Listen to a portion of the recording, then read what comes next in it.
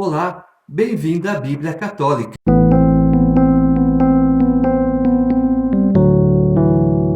Segundo livro de Samuel, capítulo 5.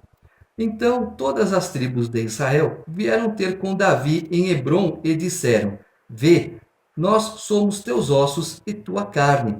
Já antes, quando Saul reinava sobre nós, eras tu que saías e entravas com Israel. E Yahvé te disse: És tu que apacentarás o meu povo Israel, e és tu quem será chefe de Israel.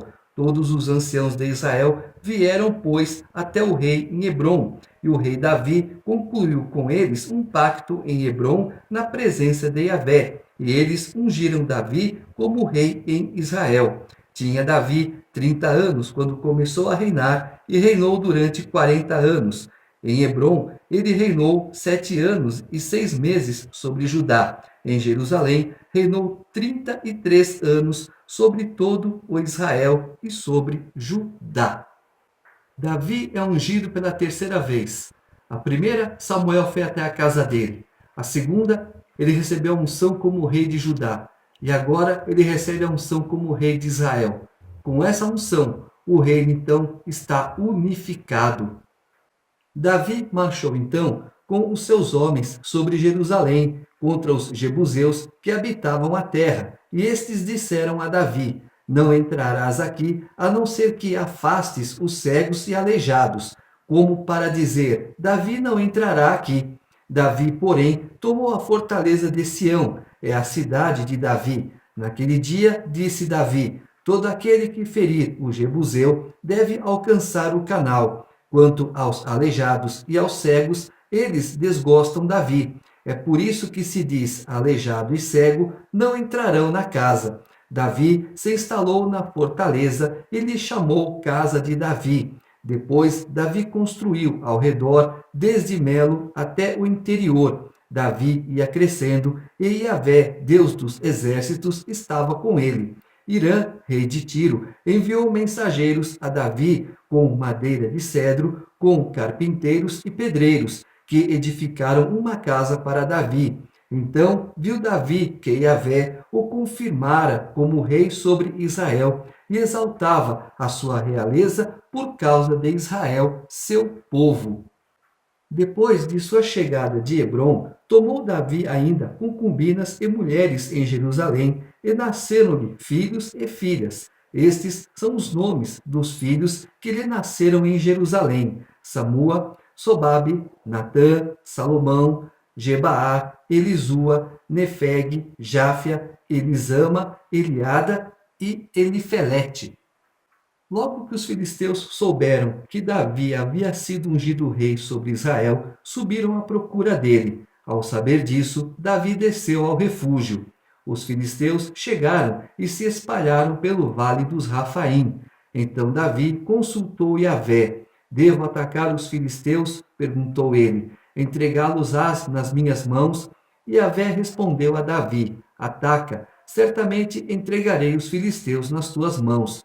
Então Davi se dirigiu a Baal-Farazim, e lá Davi os venceu e disse: Yahvé me abriu uma brecha nos meus inimigos, como uma brecha causada pelas águas. É por isso que o nome desse lugar é Baal-Farazim. E abandonaram ali os seus ídolos. Davi e os seus homens os levaram. Os filisteus subiram novamente e se espalharam pelo vale dos Rafaim. Davi consultou a Yahvé, que lhe respondeu: Não os ataques pela frente, mas dá a volta pela sua retaguarda e aproxima-te deles em frente às amoreiras. Quando ouvires um ruído de passos no cimo das amoreiras, então apressa-te. É Yahvé que avança à tua frente para aniquilar o exército filisteu. Davi procedeu como Yahvé lhe ordenara e venceu os filisteus, desde Gaba até a entrada de Gazer. Grande diferença entre Davi e Saul. Davi pedia permissão para Deus. Orienta-me, Senhor. Saul não. Saul fazia o que queria. E o que Saul queria desagradava a Deus. Por isso que cada vez mais Deus confirma o trono de Davi sobre Israel. Capítulo 6. Tornou Davi a reunir toda a elite do exército de Israel, 30.000 homens, pondo-se a caminho. Davi e todo o povo que o acompanhava partiram para Baalá de Judá, a fim de transportar a arca de Deus, sobre a qual é invocado um nome, o nome de Yahvé dos exércitos, que se assenta sobre os querubins. Colocaram a arca de Deus sobre um carro novo e a levaram da casa de Abinadab, que está no alto da colina. Oza e Aio, filhos de Abinadab, conduziam o carro.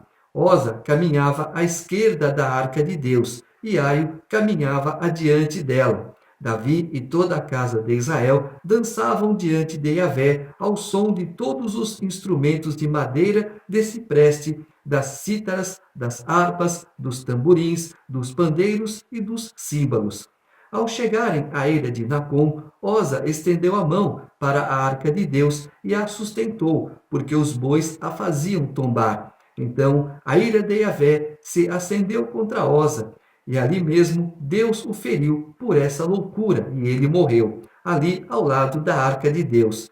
Davi se inflamou, porque Yahvé tinha feito uma brecha atacando Oza, e chamou-se aquele lugar pelo nome de Fares Oza, que permanece até agora.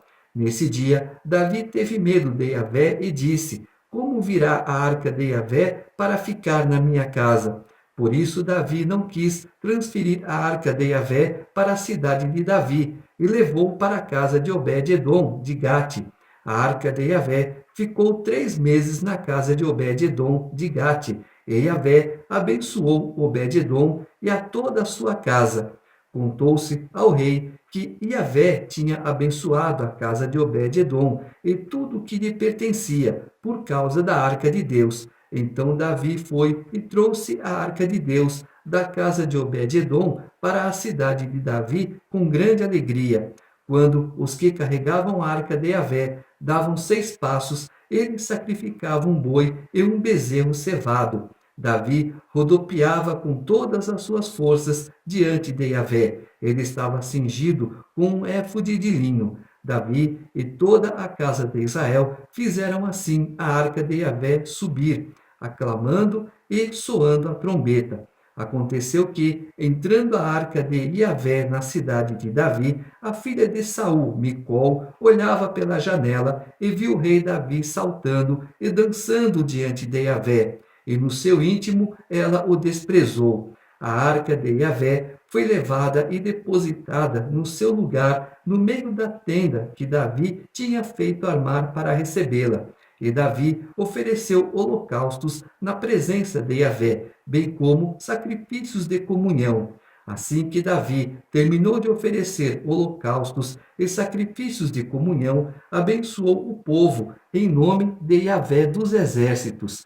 Depois distribuiu a todo o povo e a multidão toda de Israel, homens e mulheres, a cada um pedaço de pão, uma porção de carne e um doce. E em seguida foram-se todos, cada qual para a sua casa. E voltando Davi para abençoar sua casa, Micol, a filha de Saul, saiu ao seu encontro e disse: Como o rei de Israel se fez louvar hoje, descobrindo-se na presença das servas dos seus servos, como se descobriria um homem de nada. Mas Davi respondeu a Micol: É diante de Yahvé que me preferiu a teu pai e a toda a sua casa para me instituir chefe do povo de Yahvé sobre Israel. Eu dançarei diante de Yahvé e ainda mais me abaixarei. Aos teus olhos serei desprezível, mas aos olhos das servas de quem tu falas, perante elas serei honrado. E Micol, filha de Saul, não teve filhos até o dia da sua morte. A casa de Obed-edom foi abençoada. A plantação não havia praga. Nas pessoas não havia doença.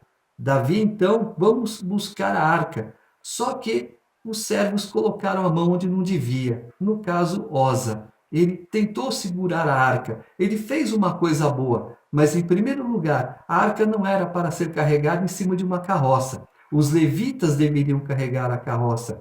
Oza não era levita. Ele não estava apropriado para colocar a mão na arca. por isso Deus o fulminou.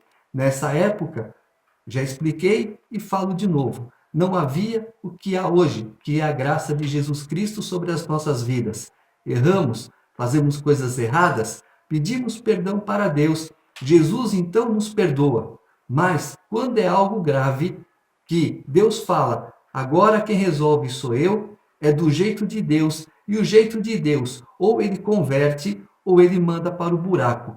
Por isso, é muito importante obedecer a Deus, saber sobre as coisas de Deus. Davi deveria saber por quê? Não ficar oferecendo sacrifícios a cada 6 passos, mas chamar os levitas para que os levitas carregassem a arca. Ele podia chamar um exército para fazer a escolta, mas os levitas deveriam levar a arca para onde Davi queria.